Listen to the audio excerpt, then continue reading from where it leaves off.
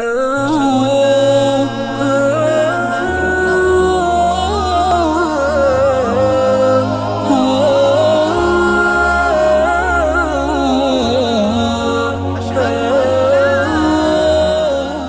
اپنے سلسلے کی تیسری کڑی یعنی آج سبق نمبر 3 ہم پڑھنے جا رہے ہیں، اور آج حروف کی جو شکلیں ہیں کہ کتنی شکلوں کے اندر حروف آتے ہیں ان کو سمجھایا جائے گا۔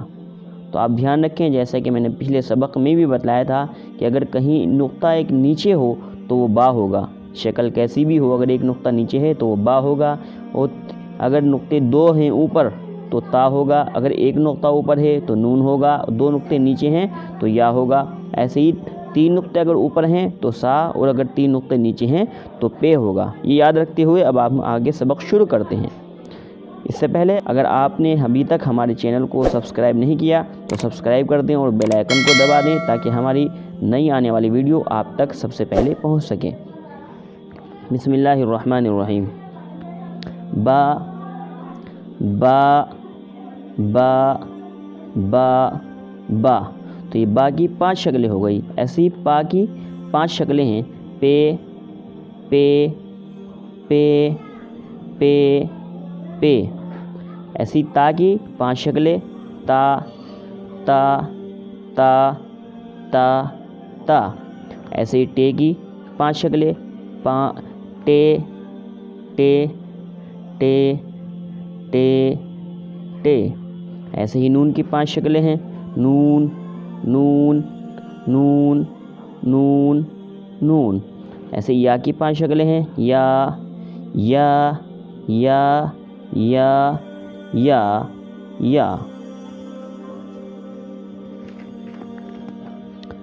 سین کی یہ 3 شکلیں ہیں، سین سین سین، شین شین شین، اس کو چھوٹا سین اور بڑا شین بھی کہہ دیتے ہیں۔ ایسے یہ ہا ہے، ہا کی پہچان آپ کو پہلے بھی بتا چکے ہیں کہ اس کے نیچے لٹکن ہوتی ہے، ہا ہا ہا۔ کاف کاف، گاف گاف، میم میم۔